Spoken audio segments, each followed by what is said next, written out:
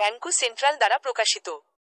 Bricks হল একটি group যা 11টি প্রধান উদীয়মান দেশ দ্বারা গঠিত: ব্রাজিল, রাশিয়া, ভারত, চীন, দক্ষিণ আফ্রিকা, ইরান, সৌদি আরব, মিশর, ইথিওপিয়া, সংযুক্ত আরব আমিরাত এবং ইন্দোনেশিয়া।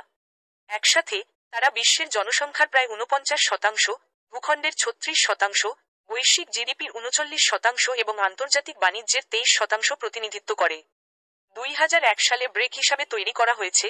2011 সালে দক্ষিণ আফ্রিকা এবং 2023 এবং 2025 সালে নতুন সদস্যদের অন্তর্ভুক্তির সাথে গ্রুপটি শক্তি অর্জন করেছে। উদ্দেশ্য এবং কর্ম। প্রতিষ্ঠার পর থেকে গোষ্ঠীটি আন্তর্জাতিক সংস্থাগুলির শাসন ব্যবস্থায় সংস্কারের চেষ্টা করার সময় আন্তর্জাতিক আইন এবং জাতিসংঘের সনদের নীতিগুলিকে সম্মান করে কাজ করেছে, যা ব্রিক্স দেশগুলির বৈশ্বিক অর্থনৈতিক অবস্থানকে আরও ভালোভাবে প্রতিফলিত করে, যেমন আন্তর্জাতিক মুদ্রা তহবিলে IMF অংশগ্রহণের কোটা পরিবর্তন করা। ব্রিক্সও টেকসই উন্নয়নের উপর ভিত্তি করে কাজ করেছে, যা জাতিসংঘের 2030 এজেন্ডা অনুসারে আধুনিকীকরণ এবং ডিজিটাল রূপান্তর, বাণিজ্য শক্তিশালীকরণ এবং টেকসই বিনিয়োগকে উৎসাহিত করে। প্রেসিডেন্সি এবং স্ট্রাকচার।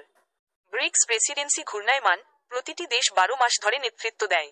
2025 সালে ব্রাজিল দায়িত্বে রয়েছে।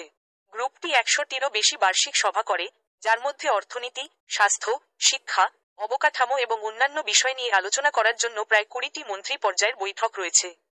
2025 সালে ব্রিক্সের ব্রাজিলিয়ান প্রেসিডেন্সি আরও অন্তর্ভুক্তিমূলক এবং টেকসই শাসনের জন্য বৈশ্বিক দক্ষিণ সহযোগিতা জোরদার করা নীতির অধীনে কাজ করছে। Banquo central do Brazil, BCB। Central bank of Brazil, BCB, আর্থিক ট্র্যাকে সক্রিয়ভাবে অংশগ্রহণ করে, যা অর্থনৈতিক, ব্যাংকিং এবং আর্থিক নীতির উপর আলোচনা করে। আলোচিত বিষয়গুলির মধ্যে রয়েছে contingent reserve arrangement, CRA। Contingent reserve arrangement, CRA, 2014 সালে তৈরি একটি ব্যবস্থা যা অর্থপ্রদানের চাপের প্রকৃত বা সম্ভাব্য ভারসাম্যের প্রতিক্রিয়া হিসাবে সদস্য দেশগুলিকে আর্থিক সহায়তা প্রদান করে।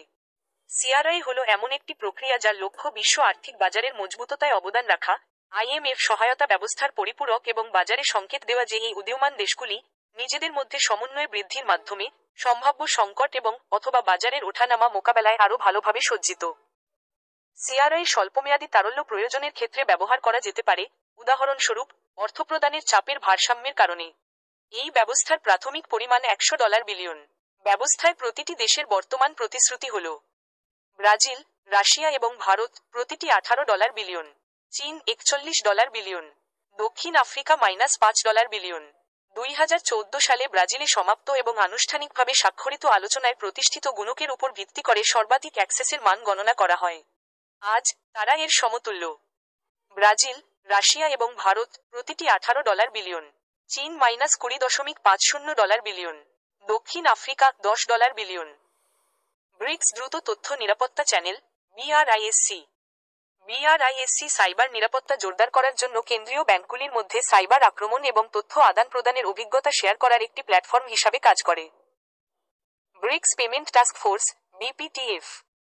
Bricks payments task force, BPTF, কেন্দ্রীয় ব্যাংক বিশেষজ্ঞদের মধ্যে সংলাপ এবং অভিজ্ঞতা ও জ্ঞান বিনিময়ের একটি প্ল্যাটফর্ম হিসাবে কাজ করে, অর্থপ্রদান ব্যবস্থা সম্পর্কিত বিষয়গুলিতে বিশেষ করে অর্থ প্রদান এবং নিষ্পত্তি ব্যবস্থার নিয়ন্ত্রণের উপর দৃষ্টি নিবদ্ধ করে।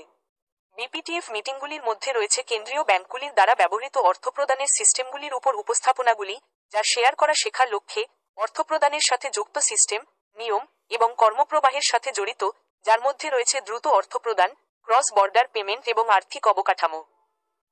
Fintech research group, innovation hub. 2023 সালে দক্ষিণ আফ্রিকার প্রেসিডেন্সি ব্রিক্স দেশগুলির কেন্দ্রীয় ব্যাংকগুলিকে তাদের নিয়ন্ত্রক স্যান্ডবক্সগুলির কার্যকারিতা সম্পর্কে একটি প্রতিবেদন জারি করার অনুমতি দেয়।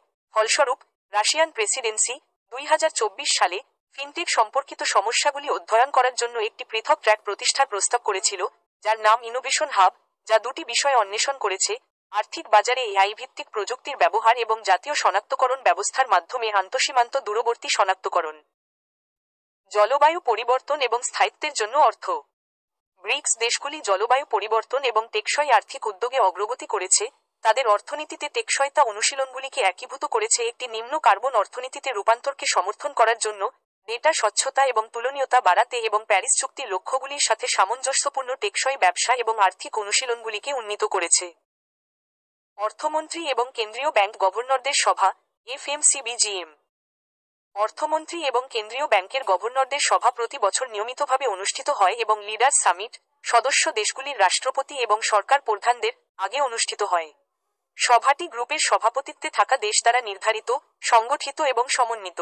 বৈঠকের সময় বিভিন্ন ব্রিক্স ফোরাম এবং ওয়ার্কিং গ্রুপের নিজ নিজ প্রেসিডেন্সিকালে সম্পাদিত কার্যক্রমের একটি সারসংক্ষেপ উপস্থাপন করা হয় এবং এই কার্যক্রমগুলি নিয়ে আলোচনা করা হয়।